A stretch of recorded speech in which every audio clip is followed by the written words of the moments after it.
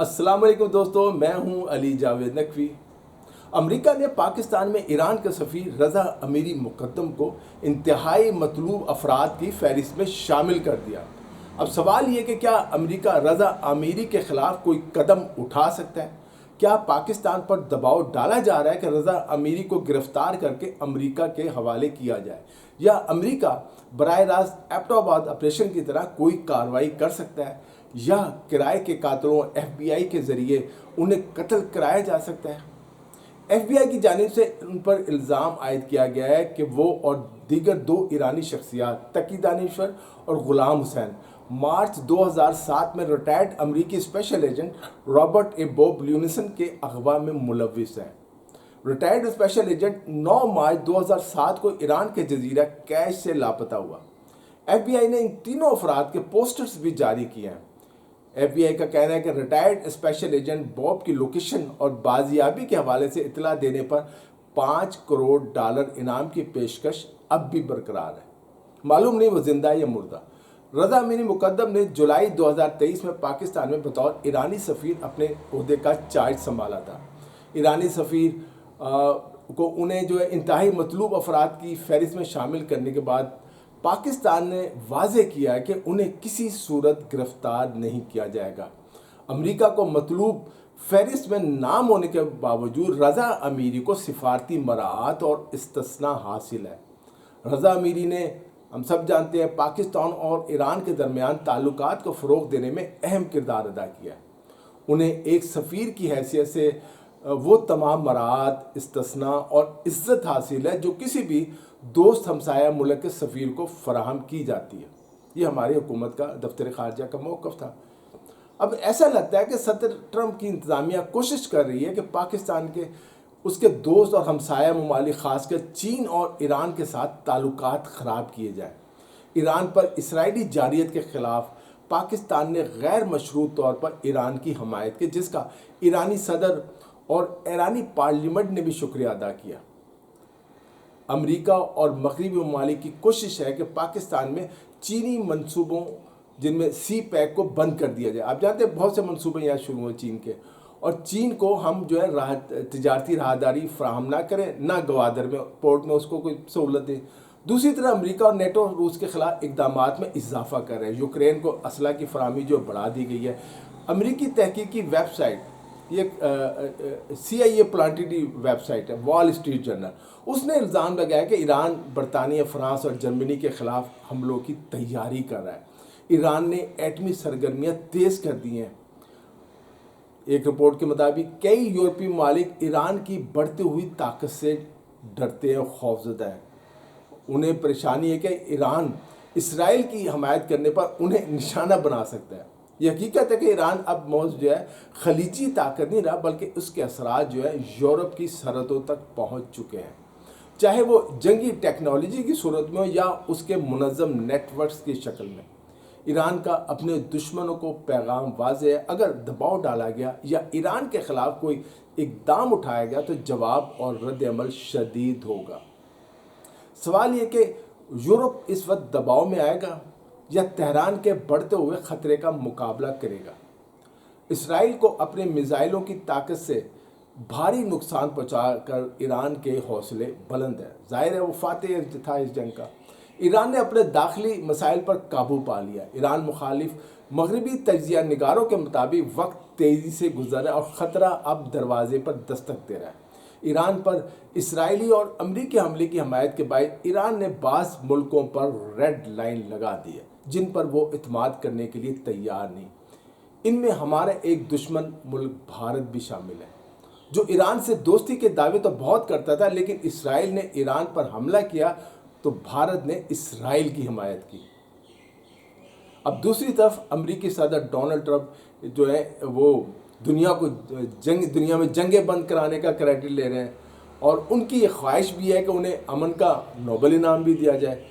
لیکن آپ یہ کہ روس اور ایران سمیت کئی ممالک کو صدر ٹرمپ دھمکیاں بھی مسلسل دے جا رہے ہیں۔ اب انہوں نے روس کے خلاف جنگ میں کامیابی کے لیے یوکرین کو جدید ترین اور خطرناک ہتھیار دینے کا فیصلہ کیا ہے، جس سے روس کو مشکلات کا سامنا کرنا پڑ سکتا ہے۔ ان مہنگے اور تباہ کن ہتھیاروں کے جو پیسے ہیں وہ ٹرمپ نہیں خود دیں گے، وہ برطانیہ اور یورپی ممالک ادا کریں گے جو روس سے خوفزدہ ہیں، ایران سے بھی خوفزدہ ہیں۔ روس کی مدد کے لیے اب ایران میدان میں آ گیا۔ ایران نے براہ راست برطانیہ، فرانس اور جرمنی کو دھمکی دی ہے وال اسٹریٹ کے مطابق کہ وہ اپنی حرکتوں سے باز آ جائیں، ایران کو نقصان پہنچانے کی کوشش نہ کریں ورنہ ایران ان پر حملہ کر سکتا ہے۔ ایران کے پاس 5 مختلف قسم کے ایسے ڈرون ہیں جو یورپ کے کسی بھی شہر کو مٹا سکتے ہیں، نشانہ بنا سکتے ہیں۔ کوئی یورپی شہر اب ایران کے ڈرونز اور میزائلوں سے دور نہیں۔ ایران کی اس دھمکی پر یورپ میں خوف و ہراس پھیل گیا ہے۔ ایک طرف انہیں روس کی طرف سے خطرہ ہے، یوکرین میں مار کھا رہا ہے یورپ، ان کے پاس لڑنے کے لیے یوکرین کے پاس سپاہی یا مرد نہیں ہے۔ دوسری طرف اب ایران نے بھی خبردار کر دیا کہ باز آ جاؤ ورنہ تمہیں چھوڑوں گا نہیں اگر تم امریکہ کے ساتھ مل کر یہی کرتے رہے۔ ایران اور یورپ کے درمیان کشیدگی کے اب ایک نئے اور سنگین موڑ پر پہنچ چکے۔ ایران نے یوکرین جنگ میں روس کی بہت مدد کی۔ یورپی ممالک سمجھتے کہ اگر ایران روس کی مدد نہ کرتا تو روس کو شکست دی جا سکتی تھی، لیکن ایرانی ڈرونز اور میزائلوں نے جنگ کا پانسا پلٹ دیا۔ یورپی ممالک کا الزام ہے کہ اب ایران اپنے عزائم کو چھپانے کی بجائے کھلے عام انہیں دھمکیاں دے رہا ہے۔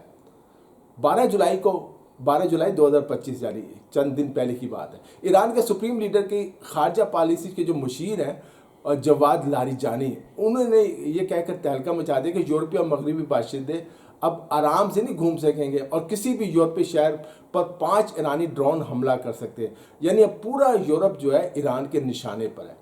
یہ کوئی جذباتی جملہ نہیں تھا بلکہ ان کی پالیسی کا حصہ ہے، اور جو تہران کے بڑھتے ہوئے عسکری اور سیاسی اعتماد کی یہ بیان عکاسی کرتے ہیں جو وہ فرانس، جرمنی اور برطانیہ جیسے یورپی ممالک پر دباؤ ڈالنے کے لیے استعمال کر رہا ہے۔ ایران کی جانب سے روس کو فراہم کردہ ڈرونز اور ان کی تیاری کی ٹیکنالوجی یوکرین میں جنگ کے دوران مسلسل استعمال ہو رہی ہے۔ 2023 میں ایران اور روس کے درمیان ڈرون سازی کی صلاحیت کے تبادلے پر اتفاق ہوا، جس کے بعد روس نے تاتارستان میں ایرانی ڈرونز، خاص طور پر شاہد 136 جسے روس میں گران 2 کے نام سے جانا جاتا ہے، اس کی تیاری جو ہے بہت تیز کر دی تھی۔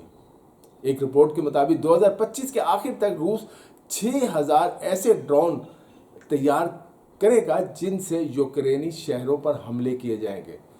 اس میں کئی ایسے ڈرون ہیں جس میں فائبر آپٹک استعمال کی جا رہی ہے تاکہ یہ ٹریس نہ ہو سکے۔ ایک امریکی ادارے کی تحقیق کے مطابق ایران سے براہ راست ڈرون منگوانے کے بجائے روس میں مقامی سطح پر ان کی تیاری روسی جنگی قوت کو مزید مستحکم کر رہی ہے۔ اگرچہ ایران اور روس دونوں نے اپنی دفاعی شراکت داری کو پابندیوں کی وجہ سے دنیا کو زیادہ نہیں بتایا، لیکن ایران کی جانب سے یورپ میں کھلے عام اسلحے کی نمائش اور فروخت اس کے عزائم کو واضح کر رہی ہے۔ 2023 میں ایران نے سربیا میں ہونے والی اسلحہ نمائش پارٹنر 23 میں جدید ڈرونز کی نمائش کر کے دکھا کر پوری دنیا کو حیران و پریشان کر دیا تھا۔ اس کے بعد 2024 میں روس میں جو آرمی 2024 کے نام سے ایک نمائش ہوئی، ایرانی ڈرون سسٹمز کو مرکزی حیثیت دی گئی۔ مئی 2025 میں بیلاروس میں منعقدہ دفاعی نمائش میں ایران نے شاہد 129 ڈرون کے ساتھ اپنی جدید فوجی صلاحیتوں کا مظاہرہ کیا۔ اس ڈرون میں electro optical targeting system, guided bums اور ممکنہ طور پر ٹینک شکن الماس میزائل نصب تھا۔ مزید چھوٹے ڈرون جاسوسی اور خودکش مشنز کے لیے استعمال ہونے والے آلات اور لانچنگ پلیٹ فارمز بھی نمائش کا حصہ تھے۔ ایران کی اس حکمت عملی کا پس منظر اقوام متحدہ کی قرارداد 2231 سے جڑا ہوا ہے، جس کے تحت 2015 کے جوہری معاہدے کی خلاف ورزی کی صورت میں یورپی ممالک دوبارہ کثیر الملکی پابندیاں یعنی اسنیپ بیک میکنزم فعال کر سکتے ہیں، یعنی ایران پر مزید سخت پابندیاں جو وہ آگے بھی 2025 کے بعد بھی برقرار رہیں گی۔ جو یہ معاہدہ اس کی مدت جو ہے نا اکتوبر 2025 میں ختم ہو رہی ہے، اور واشنگٹن سمیت فرانس، جرمنی اور برطانیہ کو ایک محدود وقت کے اندر فیصلہ کرنا ہے کہ آیا وہ اس اقدام کی حمایت کرتے ہیں یا نہیں، یعنی پابندیاں ایران پر بڑھاتے ہیں یا نہیں۔ فرانس کے وزیر خارجہ نے اقوام متحدہ میں واضح طور پر کہا کہ اگر سفارتی کوششیں ناکام ہوئیں تو کسی ہچکچاہٹ کے بغیر ان پابندیوں کو دوبارہ لاگو کریں گے۔ اس دوران جرمنی کی جانب سے بھی ایسی اطلاعات آئیں کہ وہ اسنیپ بیک کے حق میں ہے، جس پر ایران کی وزارت خارجہ نے شدید رد عمل دیا ہے۔ یورپی پارلیمنٹ نے 2024 میں خبردار کیا تھا کہ ایران منظم جرائم پیشہ گروہوں کو اپنے مقاصد کے لیے استعمال کر رہا ہے، جو یورپ کے داخلی سلامتی کے لیے ایک سنگین خطرہ بن چکے ہیں۔ جرمنی میں ایک ہیلز اینجلز نامی بدنام گروہ ہے، پھر سویڈن میں رمبا کے نام سے ایک گروپ ہے، فاکس ٹروٹ اور گینگز جو ہے، اب وہ ان کا الزام یہ ہے کہ ایران جو ہے ان کی مدد حاصل کرتا ہے، انہیں پیسے دیتا ہے۔ برطانیہ ایران کو اپنی قومی سلامتی کے لیے ریاستی سطح پر ایک بڑا خطرہ قرار دے چکا، جبکہ فن لینڈ کی خفیہ ایجنسی نے بھی مئی 2025 میں ایران کی شمالی یورپ میں سرگرمیوں اور نیٹ ورک سے خبردار کیا۔ لاریجانی کا بیان اس ایرانی پالیسی کا حصہ ہے جس کے تحت یورپی یونین کو سنیپ بیک میکنزم استعمال کرنے سے باز رکھنے کی کوشش کی جا رہی ہے کہ ہم پر پابندیاں نہ لگاؤ، اس میں توسیع نہ کرو۔ ایرانی وزیر خارجہ عباس اراغچی نے واضح طور پہ کہا ہے کہ اگر یہ اقدام کیا گیا تو یہ یورپ کی ایران کے جوہری معاملے سے مکمل لا تعلقی کا نقطہ آغاز ہوگا اور ایران سفارتی تعلقات بھی ختم کر سکتا ہے۔